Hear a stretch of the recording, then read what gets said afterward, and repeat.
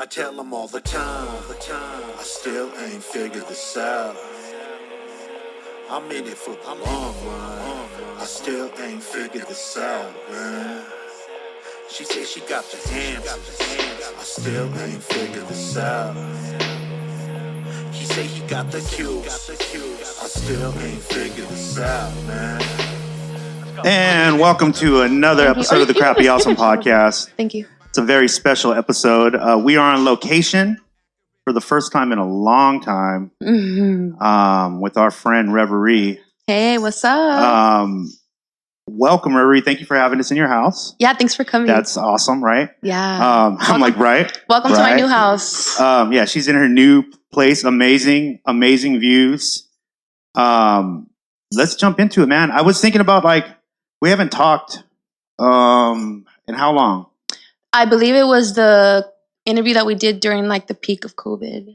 Right during the peak of COVID. So you had your company had just switched over to like your COVID game plan, basically, right? You guys were kind of figuring it out.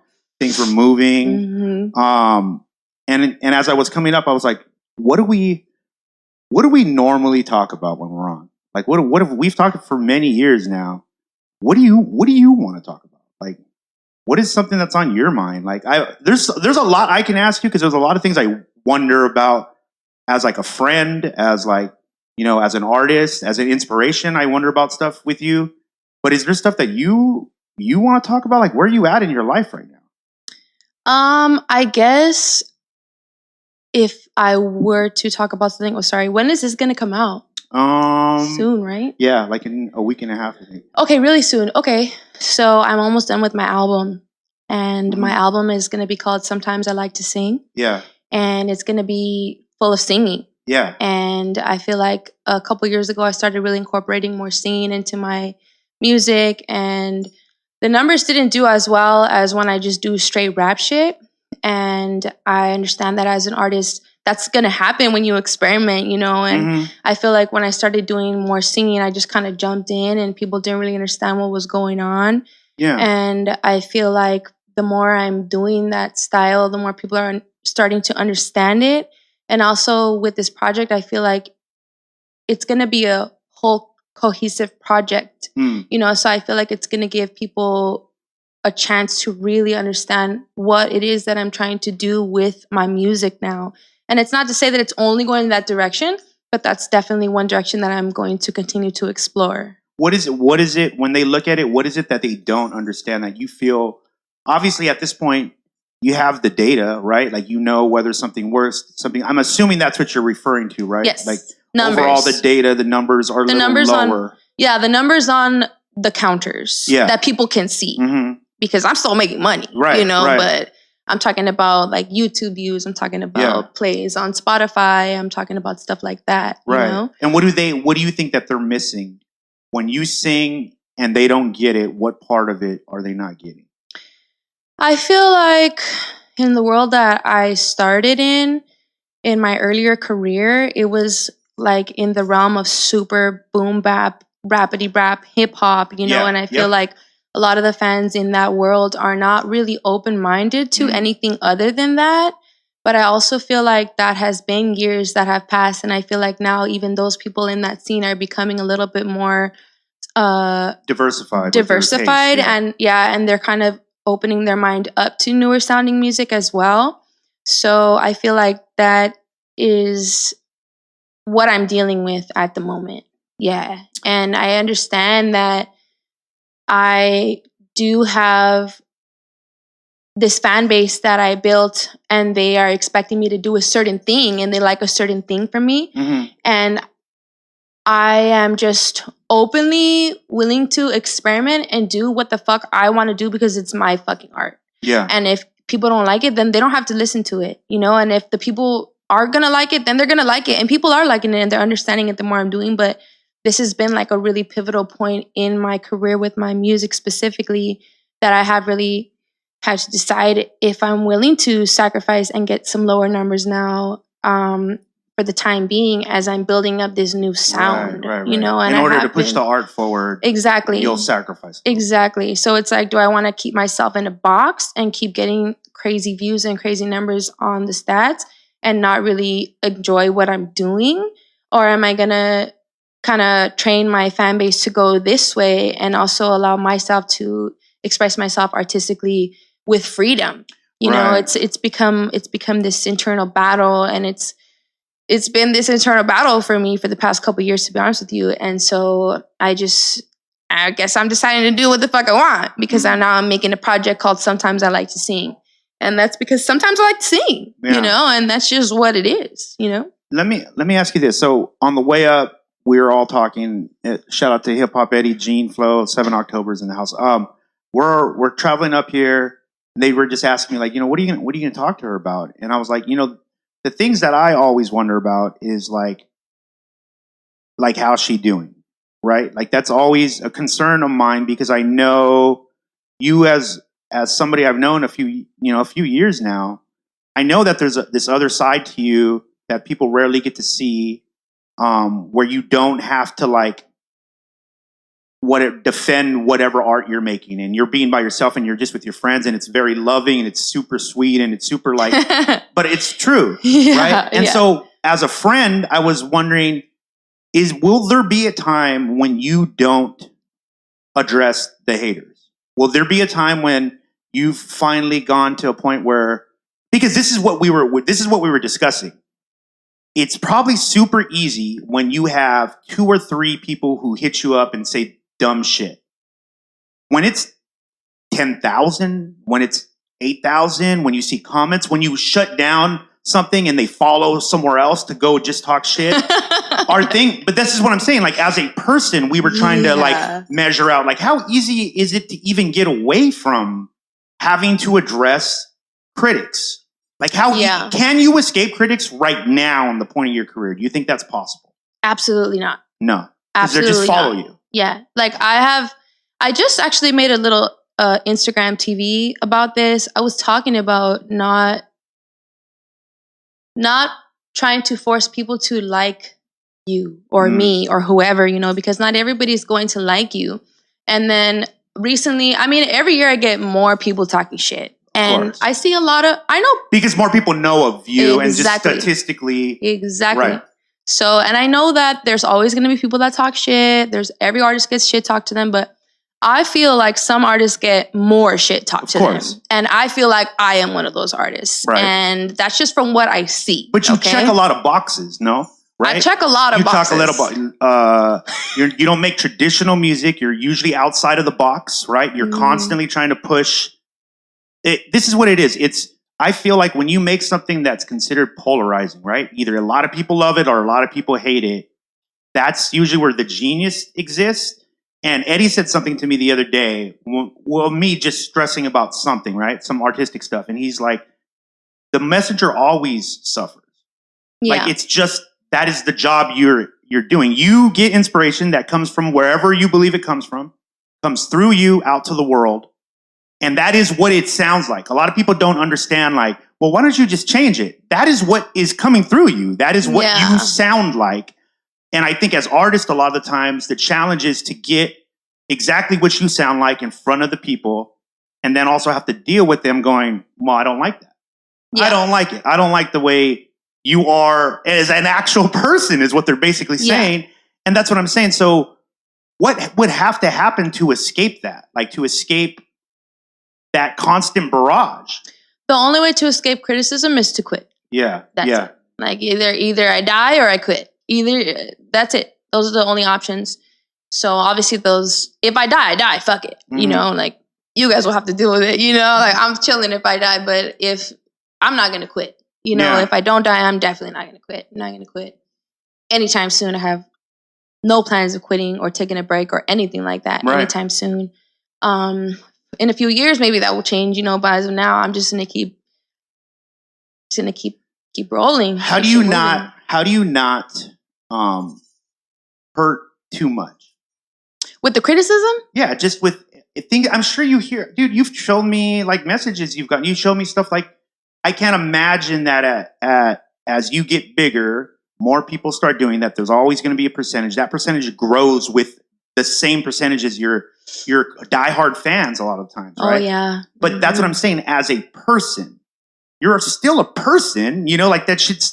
Does it still hurt? Like, do you go to bed sometimes going like, damn, that was fucked up, that thing that somebody said? Like, does that still happen to you? That still happens to me. Yeah. And it's most of the time not like one specific comment, you know, like off top right now, I can't remember something that somebody said recently because I don't care that much, you know, but it's usually more like a buildup of like, sometimes I just have bad days online. Like people are just really vicious for like a few days or a day or whatever. And like I said, I can't even remember the comments at the end of the day. I just remember how they made me feel, you know, and I just like, oh, like, I can't believe people could say that, you know, or like, I'm just annoyed or like, shut the fuck up, or like, you would never say it in my face, you know, and then I have to always tell myself like, sometimes I write back. 99 out of 100 times, I don't write back. Yeah. But I have to read what they said and then just, you know, brush it off. But I'm human, so sometimes it's hard to brush it off, you know, and usually what I'll do is just tell somebody that I can confide in. And you know what? I had a really hard day today online. And I'll just tell them what happened and they'll just... Who is that for you right now? Do you have a good network to like... Does that always exist in your life? Or are there times when you don't even have that? Like, I feel like if I'm going to be honest with myself and with my loved ones, it's always there. Yeah. You know, and I feel like that's the case with everybody. We all have people to reach out to when we're upset or when we're depressed or when we're angry or confused. But that's the easy part. You know, we all have our loved ones. But the hard part is being vulnerable enough for me to tell somebody, hey, you know what? I know this sounds really stupid. But I had but I had a really hard time and everyone's been talking shit to me for the past 3 days and I'm just fucking fed up, you know, and then they're just, whoever it is in my close circle will just basically give me a pep talk and just remind me that these motherfuckers would never say this shit in my face, first of all. Second of all, it's not even about me. You know, this person is having a bad day, a bad week, a bad month, a bad year. Yes. And they're just taking it out on me, you know, and it is what it is. You know, it comes with the territory. And luckily, I have people in my circle that don't just say, that's what you signed up for. You know, because although that is true, that's not what I need to hear at that moment. No. Because we all know that's what I signed up for. But if I'm coming to you and I have a problem, luckily, I'm very blessed in my life. I have people that don't make me feel worse than I already feel when I feel bad. Was it always like that? Or was there a level of education that you had to educate the people around you? Because I'm assuming they're not always over your shoulder when you're looking at stuff. So I can see, like, even as you were saying it, I was like, yeah, that's got to be tough on like family who kind of understand what you're going, but they don't really know, you know? They don't really. Right. So was there a moment throughout your career where you kind of did have to, like, with each person go like, hey, you know, sometimes I'm going to be like this and it's not personal. It's not whatever. It's part of being an artist and there's nothing we can do about it. Like, you can't even protect me. Really. Yeah. You know, cause that's the thing that as somebody who cares about you, it's hard to watch that stuff and go like, man, you could just tell that person, shut the fuck. Like, you're not making any sense at all. It's obvious that you're looking to hurt somebody. Like, it's obvious, right? Yeah. And so one of the things that we got to see at Platform Collection was kind of the behind the scenes of one of your tours. And I don't know if we've ever talked about this, but there was a moment with the Oakland tour, right? With the Oakland tour, stop when we had to cancel it because you were getting threats. Like, it was a legitimate threat that happened. And this is why I was thinking about that question, because I was like, yeah, how do you escape it? If she hadn't read that message, none of us would have known that might have happened. Something really bad happened. Yeah. Right? And it was a credible threat. A death threat. To the night. Right. Yeah. And upon everybody really in the venue. And you had to read that through messages. And that kind of answered our question. We're like, oh yeah, well, I guess you can't turn off the messages because then there could be some information that's in there. Somebody could say, hey, if at your next video shoot, I'm going to shoot you. If you don't see that, or if you're like, I just don't pay attention, you could really get hurt. Yeah. And so you can't turn it off. It seems like that's why I was wondering if there was something that we were missing in thinking about that. Like, is there a trick? Like, is there a trick to like just be completely away from that pain and that energy that you're getting? But there's not. There's absolutely not. There's absolutely not. Like, I hear some artists say, "Oh, I don't read the comments," but honestly, first of all, I don't believe that. Right. First of all, I don't believe that. And second of all, I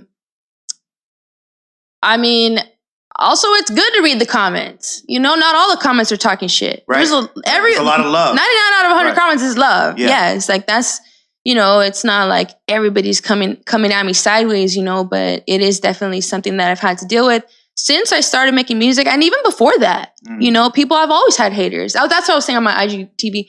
I've always had haters ever since I was a little kid. I'm sure everybody else has too. You know, we always have haters, and I feel like maybe, I guess it's just my personality. I know I have a strong personality, and that riles people up. Because even when I was in high school, like, I know everybody has haters, but I had more haters than the average person, you know? And then when I started making music, I see other rappers' pages, and they don't get people on their page like I do, talking shit. And I don't know, I guess it's just like what you said, like I'm polarizing. I do polarizing things. And whether it's planned or not, I guess that's just kind of part of my personality, you know? And so then, like, addressing them, right? You addressing them, does that play into it?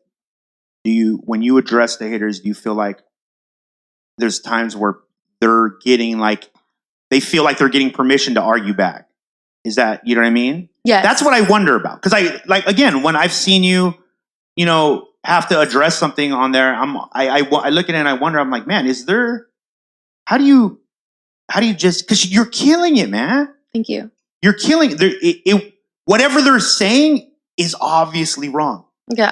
It's being proven daily, all day, every day. It's been proven wrong. So it's almost like, how long can you talk to the dumb person? You know what I mean? Like, how long does that happen before it starts to dent your own armor, in that it's just a lot for any human being, much less somebody who's been grinding her whole life. I wonder, like, in the future, does that mean we're going to get a break from Reverie, where Reverie's like, fuck you guys, I'm out for a minute. Like, I can't take this anymore. Those are all the things that I wonder about it. And when I was thinking about what to talk to you about, that's the kind of stuff that I'm actually concerned with, right? Like, I have taken a break. Yeah. I have taken breaks before. And does it work? Does it help? You know, it does help. 'Cause you like to work. I like to work. You're a workaholic, really. Yeah. Yeah. I have taken breaks before. It's not been for like a couple years, but I guess when I need to do it, I'll do it. You know, and like I said, it's been a couple years, and in that couple years, I've gotten to really get my mind right and build up my confidence. And really, it's hard to picture you not confident, bro. It's hard to picture that. Picture me what? Not confident? Oh, I know. It's so funny. hard. It's funny when people say that. Yeah. But how often does that thought pop into your head? Like, not having enough confidence to be myself 100% every day. Every day. Every day, every hour. Every hour. My whole life is, not my whole life, for sure not my whole life, but a lot of my life is broadcasted and has been for the last 10 years of my life. So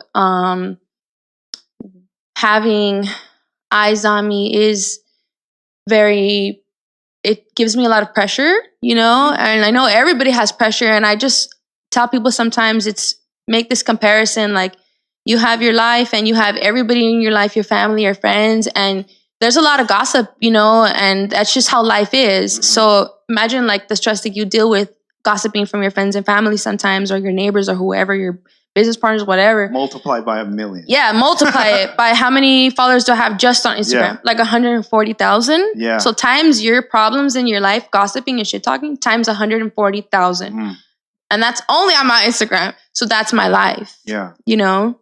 So it's really something that I have to constantly work on, my self-esteem and my confidence and my vision, keeping my vision strong, and learning how to brush that shit off, and just understanding when people say mean things online, it's because they're having a bad day, like I said, or a bad year, a bad whatever. Yeah. I make them realize that they are seriously slacking in some area of their life. You act as a mirror for a lot of people. Yes. Right? And because of that those people are already hurting. They see that, they're reminded of maybe things they're not doing or things they'd like to do, or just resentment in having to be reminded that they're not doing that, right? Yes. And it seems so weird that in this day and time, when that idea of fandom, right? I don't feel like it's a strange idea. I feel like a lot of people who live on social media, which is the majority of the planet,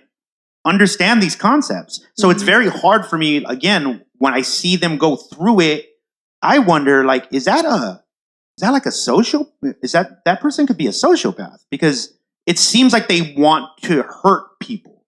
And this is their easiest way to do it. And they're just shooting as many bullets as possible. Hopefully she'll go, what, you know what? Fuck you. And they're like, yeah, fuck yeah. I made her hurt. And it seems like they spend a lot of time on that. And that's why I wonder if she sees that and goes like, nah, I'm not gonna, I see what you fucking guys are doing. Like, you want me to go. Yeah. Fuck you guys. Yeah. Most of the time it's easy to do that. You know? But sometimes I understand. You know? Yeah. We thought about it, like, again, with that situation just in Oakland. I was just like, yeah, that was a life changing. It could have been a life changing, very tragic moment, literally, if she just hadn't checked her messages. Like, yeah. And it wasn't even me that saw that. It was my team. Right. You know, because I don't read all the comments. I don't read all the emails. It's impossible. But is there somebody doing that? Yeah. Okay, my team is. We were wondering that. Yeah. Like, we're like, I wonder whose job that is to have to go through and go like, oh shit. Like, you know what I mean? Like, yeah. Because you get sent some shit. We get sent a lot of shit. I want to talk about OnlyFans. Okay, yeah. I want to know what was the thought process at the beginning of it? What was the ultimate decision to do it? And how has like the business model been so far? So basically, I have been seeing OnlyFans for like a couple years, 2-3 years or something like that. Mm-hmm. And I knew what it was. You know, it was like people using it for porn and news and stuff. Right. And so, you know, that's... Well, the adult industry, they were using it the most. Yeah. Right. You can do whatever you want on there, but obviously people do it for, you know, usually adult content. So I saw it being used and I said, okay, that's cool. You know, it's not really my thing, but I don't give a fuck. People can do whatever the fuck they want, you know? And then eventually this one day I was on Twitter and then I saw this girl tweet, oh, people think I have nudes on my OnlyFans. All it is me in my bikini, pictures like this. And then it was like her in a bikini and like maybe her toes or something. And I was like, oh, okay, that's interesting. I never heard somebody using it like not with nudes. I thought it was only for porn. Yeah.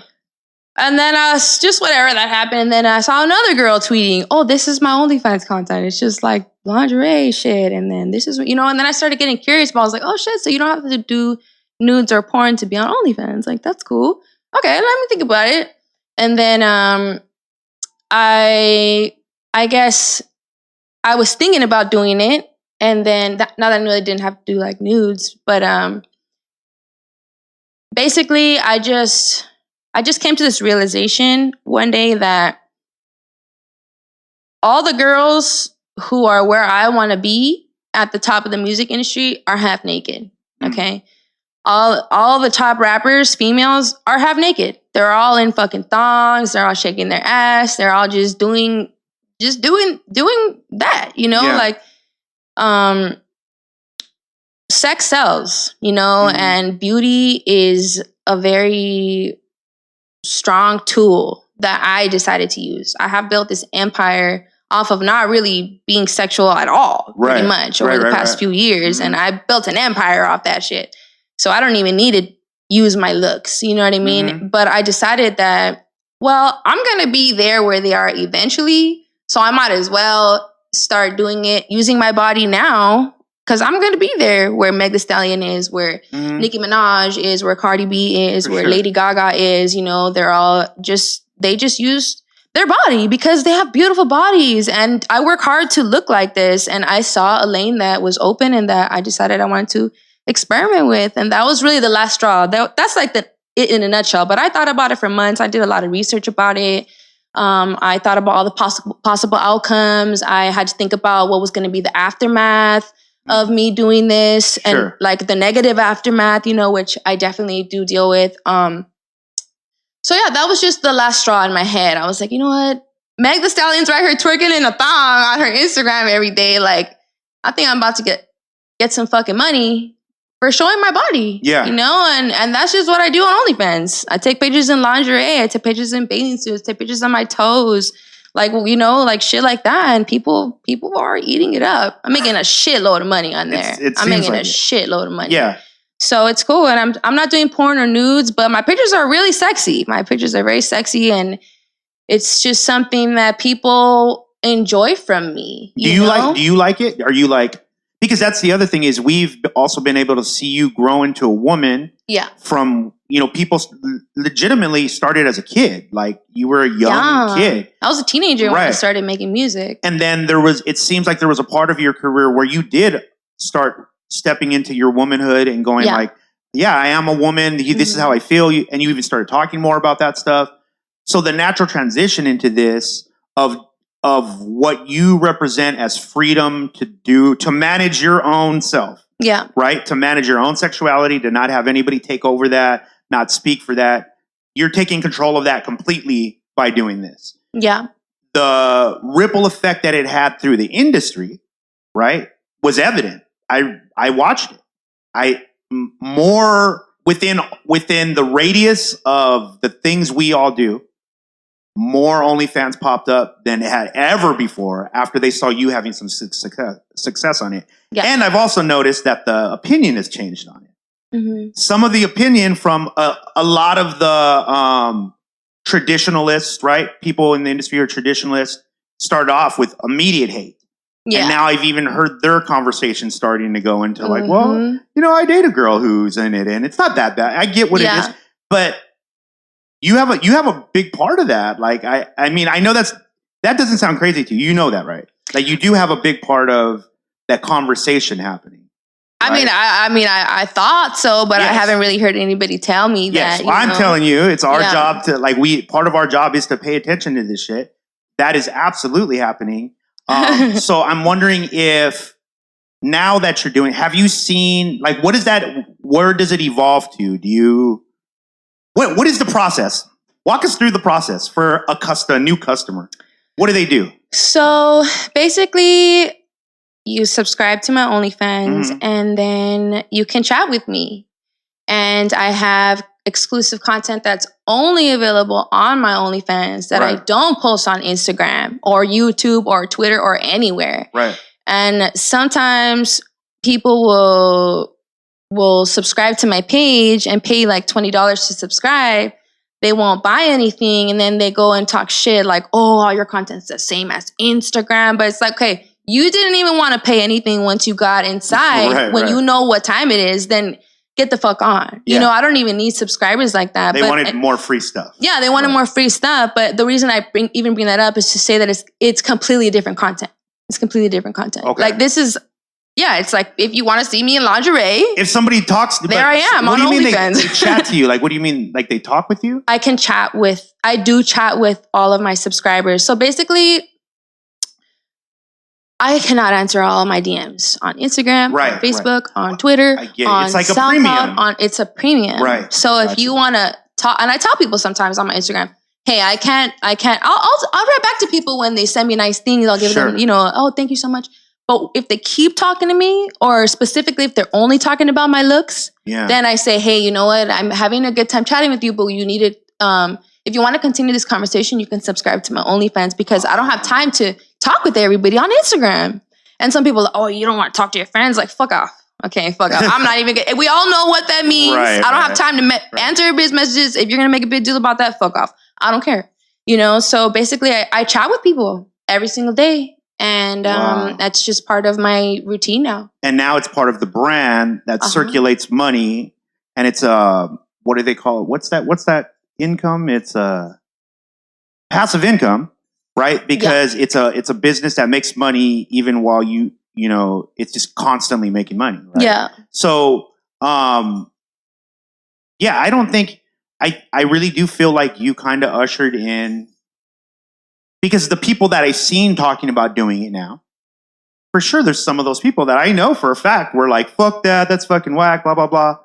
And now they're talking about their own thing, right? Yeah. And then there's people that are like trying to innovate with it and like do one of the things we were talking about. I don't know if have you looked into what is it, non-fungible? No, I don't know what that Okay, is. so have you looked into Bitcoin at all? Have you gone down that route? Okay, so I just started looking into it, but so there's this new digital thing. It's a digital stamp almost, basically, I was thinking about how this will help people in OnlyFans, especially if people try to raid the OnlyFans and then like put shit up online or like release all your shit that's on there. There's now going to be the ability for you to put a certain amount of information in each picture where you can take it off the internet at any time from your home. Like no one can reduplicate it. It's not duplicatable. And so this is I see it as it's going to be the future of art. For instance, there's already a marketplace where you can go buy digital art. The first time I saw it was through 2Mex, right? And he showed it to me. And honestly, dude, I was like, what the fuck? This is stupid. What is this? And it's basically, what he was showing me, his piece of art was like a baseball card that was digital. And he's like, yeah, this is a baseball card. It's worth. And I'm like, how do you make money off of that? As I researched it, I was like, oh shit, this is innovative. What it is the artist who made it. Say I buy it from them. Here's $300 for a piece of digital art that's one of a kind. It can never be duplicated. You give it to me. And it's your piece, right? He had bought it from you. You get paid 10% every time he sells it. There's a digital wallet that's connected to you. Every time that piece of art moves around the internet, people share it, whatever, you're getting paid for that.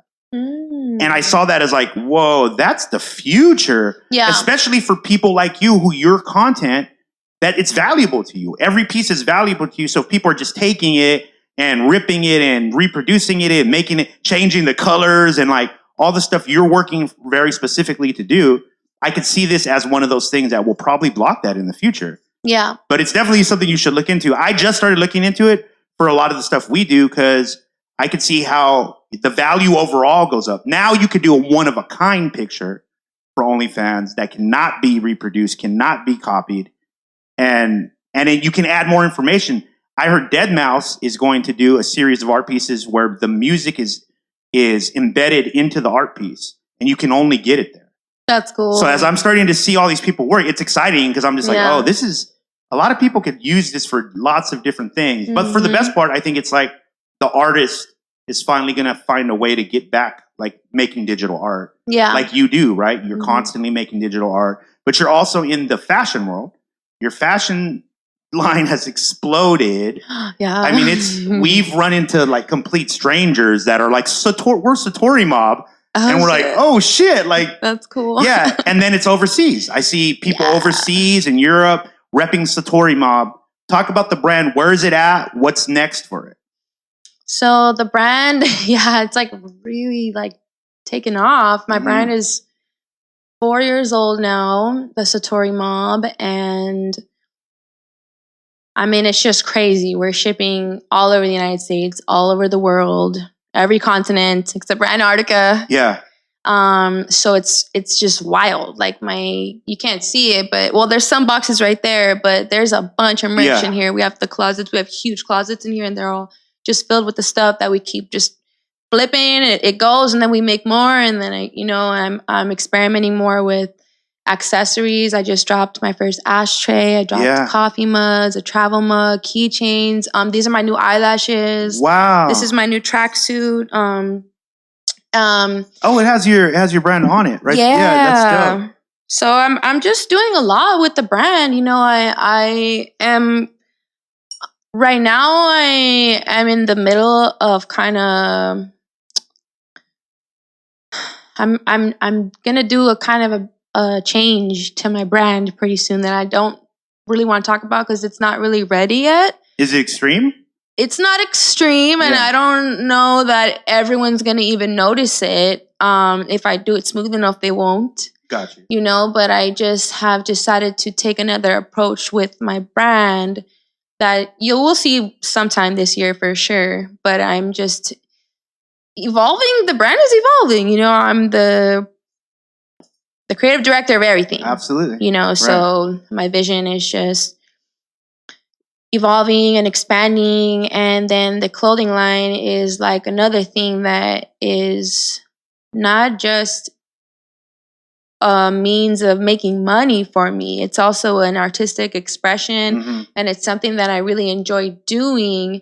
And it's something that I'm not just doing to make money, even though I do make a lot of money on it. But it's I guess with most things that I put out, it's really all an expression of art from myself, And Sure. I feel like my brand really has like a certain look now and a certain style and a feel. And a feel. And I guess what I'm going to be doing more in a nutshell is making people feel more when they look at my stuff. Instead of it just looking cool, it's going to make people feel more. And that's initially what I had planned to do with the brand. But I kind of just didn't really understand what that even meant when I decided that that's what I wanted to do with it, So yeah, my brand intriguing. It's going really good. My brand is going really good, and I'm really proud of me and my team and my supporters too, my fans. Like, this is some of the best in the game. Like, your supporters have really rode for years. For years. Yeah. Like, that's why, sometimes people piss me off, but in general, I have so much support and love around my name and my movement and just everything that I'm doing.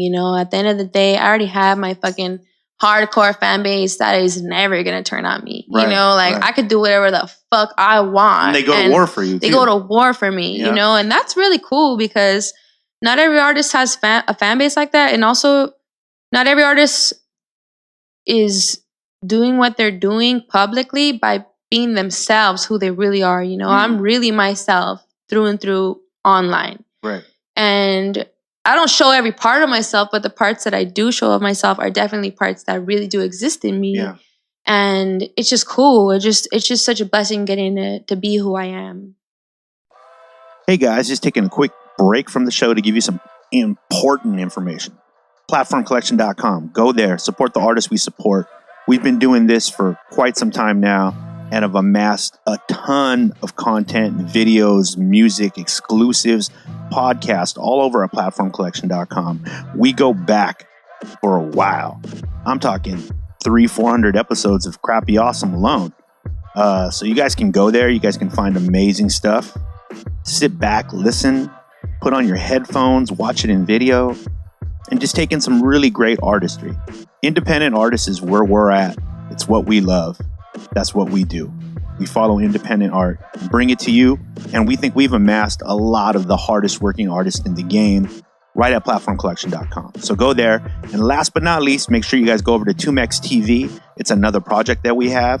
2Mex, legendary underground hip-hop artist. Subscribe. Turn on the alerts so you can see when we go live. We go there live weekly. So go there, support 2Mex TV, Platform Collection. It's a good thing, man. You like the show, right? I like the show too. Let's get back to it, yeah? Yeah, I mean, most of the people that like my music speak English at least somewhat. Sure. But there is some people at my shows in other countries that only speak the language of the country. Yeah. Right.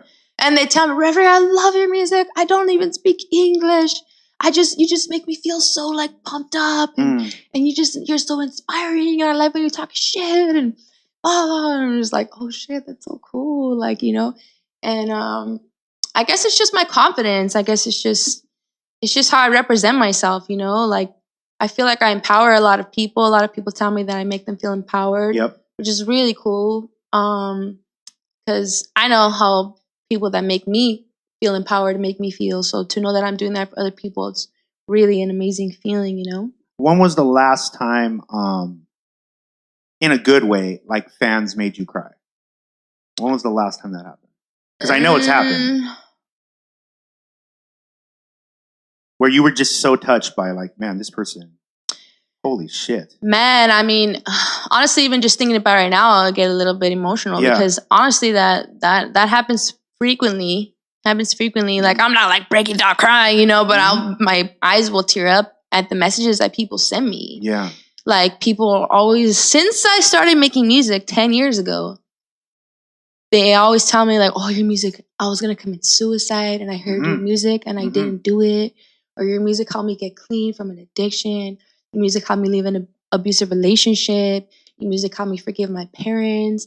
Like all these crazy life-changing things. People tell me my music and me does that for them, you know, and just knowing that it's like really the best feeling you could ever get from life. Or I guess I'll only speak for myself. It's probably the best feeling I have ever gotten in my life is when people tell me that my music saved them in those serious situations, you know? Because those are like situations that you could relate to yourself. Yes, exactly. Situations that I have been in, and will always be in. All of us are gonna. Life is a roller coaster. You know, you get over one problem and then the next starts. You know, and so it's just a cycle of all these things that I've gone through, and it's really really cool connecting with people all around the world. All around the world, it's really crazy, and it is really crazy when people don't understand my language. That's insane because you know it's proof that they're connecting to something deeper than just what you're putting on screen. It's all of it. It's the energy. It's not just the music. It's me. It's me. You know, it's the music and me. So it's really cool. Are you going to? Is there any talk yet right now of when you are back out there with your fans? Like, is there a timeline? We're in today for full transparency. It's February 27th. Yeah. We're in a time right now. We're in Los Angeles. We're from San Diego. Most of the team in Platform Collection. LA's locked down. Yeah. Like, LA is locked down in a real big way. We're seriously. It was hard to find places just to go eat or use the restroom or anything. When do you think your audience is going to be able to see you again in person? Is it even close yet? Have you guys begun to talk about it as a team? Where are you at? There's absolutely no timeline that I want to give out at all. Yeah. And I'll just be honest, have been absolutely no thoughts of me going on the road anytime soon. And that's not because I don't want to. Of course. That's because the past few times that I tried to do something, it got canceled. Yeah. And here I am. I pumped all this shit up, sold all these tickets, then had to reschedule, and then the same shit happened again, and then there's reschedule, and I just don't want to even deal with that. It's not that I don't want to go back on the road because I would do a tour tomorrow if I could, you know? So, but it's just that it's not worth it in my life right now to plan something that might not work out. Because some artists, when they go on to a show, let's say if an artist does a show in LA, they just show up and that's it. You know, and that's cool. But that's not where I am in my career. My level in my career now is when I have a show in Los Angeles, the whole day is dedicated to show. I have to get my makeup done. I have to get my hair done. I have to go a few days before to get the outfit from a designer, or else I have to pay somebody to go buy my outfit for me because I don't have the time. Yeah. Then I have to practice with DJ Lala for however long that is. We need to make up. When I get back on the road, I'm about to do a sick ass set. It's not going to be like how we used to perform. You know, it has to be a super upgrade because my career has elevated since the last time I was on the road. Yeah. You know, and then I have to pay for my security guards. Then I have to pay camera the people. The camera people, the photographer, Encrypt to take the photos, the person who's going to do my merch. Then I have to make the guest list. And that's just like the things I could think of off top. Yes. It's a serious thing when I have a show now. It's not just let me strap on my Nikes and some sweats and go do this open mic real quick. You know, so I do not have the time to throw away to do that if it might not happen. Right. That's just what it is, you know. And when it's time, I will gladly do that, you know. But I cannot dedicate hours and days to something that might not happen because I just don't have time.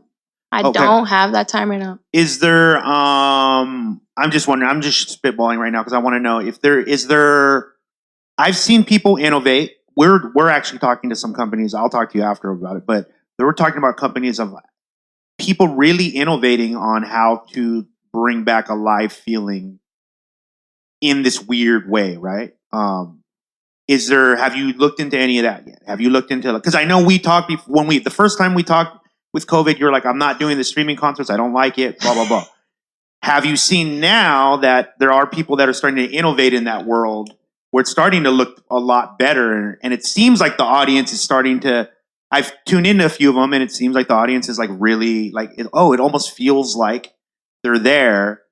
Are you like snooping around in that area a little bit? Are you thinking about it? Like maybe if I did something really big or something really worth it? Honestly, no. No. Like, I'm not into the live Yeah, stream yeah. shows. I'm totally, honestly, I haven't seen any good ones. Yeah. And I've seen a lot of people do. Everyone's, oh, you gotta check out this one. Oh, no, hell no, that shit's whack. Like, I haven't seen it. Maybe you could show me who you're talking about. Sure. Because all the ones that I've seen, even like fucking like rappers up at the top. Mm-hmm. Like, I don't want to say anybody's names because I don't want to be rude, but I've seen rappers like major label rappers doing the live stream, and it's not translating. No, it's just horrible, and I just honestly, like, I just don't want to. It sounds so stupid and dramatic, but I don't want to be remembered like that with those kind of fucking live streams. Yeah, and like, I mean, I'm not tripping on the money either. You know, I don't have to do something I don't like at all. Right. You know, like, I only need to do what I want and what I think is good for my brand. And right now I'd rather put the time into finishing up my album, because that's the other thing. If I do a live stream show, it is not going to be just me up there on the stage with a mic like I've seen. And that's what I'm saying. So no, it would be like the technology in that area. Because for instance, I can throw one out. So we got approached by a company that they're promoters, right? And they made a very early shift. We didn't go with this, but it did inspire me. I was like, they might have something there. What they did is they immediately put money into these domes. Mm-hmm. And it's basically a dome that projects 360 image all the way around, top, bottom.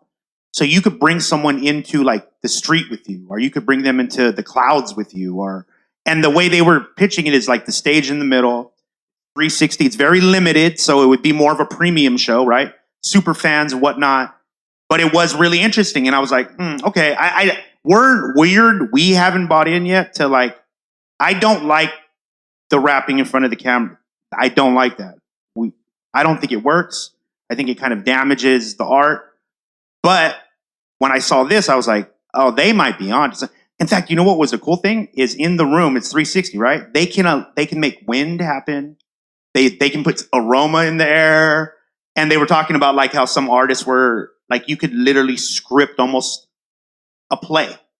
Yeah. You know, it's interesting though. That's what I'm saying. I was just wondering if you guys had started to see any of that technology out here yet. No, but we've only seen a couple companies so far. It's funny you bring that up though, because my album is almost done. Yeah. You know, and then I was thinking about, I was just having all these crazy ideas basically.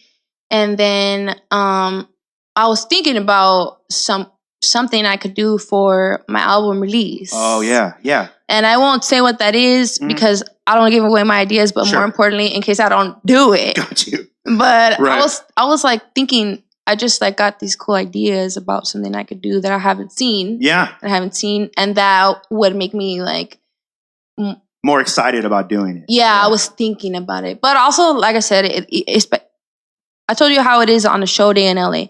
Yeah. The same thing with the fucking live stream. If I do some live stream shit like that, like I'm going to have to plan the shit out for weeks. Oh, yeah. And I already know myself. I don't know if that's a good idea right now. Got you. I don't know if it's a good idea now. Yeah. Got you. Okay. Are you manageable? Are you manageable? Yeah. Are you someone who could sign to a manager and give up a lot of the control? Is it something you even need? It doesn't seem like you need it, but is it something that you think about? Like, yeah, I do kind of want to get some of this stuff off my plate to somebody who controls it 100% of the time. You know what I mean? Is that something that would ever interest you? There is definitely certain areas of my businesses and my career that I would potentially like more help on. Yeah. And I have been growing my team. Yeah. And I have added a couple more people recently to my team, and I need to add a couple more people because everything is like getting out of control. I bet. You know, it's growing. Everything is growing and growing and growing, and it's just hard to keep up with. It's not to completely benefit from it. It's not you can't keep up with it because you can't do it, right? You want to do more. I want to do more. Right. Yeah. Right. I want to do more, and every year I'm doing more, and I definitely am not against people helping me. Like when people ask me those questions, oh, are you looking for a manager? Are you looking for this? To me, that just translates into, would you take the risk in letting somebody have a piece of your pie so that you can make a better fucking cake? Yep. And to me, the answer is hell fucking yes. Gotcha. If the right people come along into my life and are making my business run smoother, I'm for sure going to keep those people around. Or they give you the tools to do the things that might be a little out of reach right now. Yes. Right. Yeah. And I have no problem admitting that. I know some people are like, oh, I want to do it all myself. I don't trust anybody. Fuck everybody. You know, it's like, that's cool. You know, if that's how you want to live your life, that's definitely not how I choose to live my life. Like, I don't walk around like that. It's very hard. Like I'm not a person that walks around thinking to myself, like, oh, the world is evil. Everyone's out for themselves. Like, I'm not one of those people. I'm one of those people that's like, I know there's shitty people in the world, but I know I'm a great person. And I know that as long as I keep elevating myself and taking care of myself and being honest about who I am and what I want out of life, then I'm going to keep attracting great people into my life, you know? And that's just been something that I've been really practicing the last few years. And everything is moving, you know? Everything is just moving. It's really crazy. It's really crazy when I think about where we were 10 years ago, you know? I know. Like, you know, I was on the bus. I was on the bus, getting paid minimum wage at the mall. I was slinging drugs. I was strung out on drugs. You know, I was sharing a bunk bed. You know, my life has really, really changed to how it was 10 years ago, and even more to how it was when I was like a kid. You know, it's we're in the fucking this is my new penthouse where we are right now. You know, and with my brother and with DJ Lala, and it's just crazy. Like, reflecting on the progression.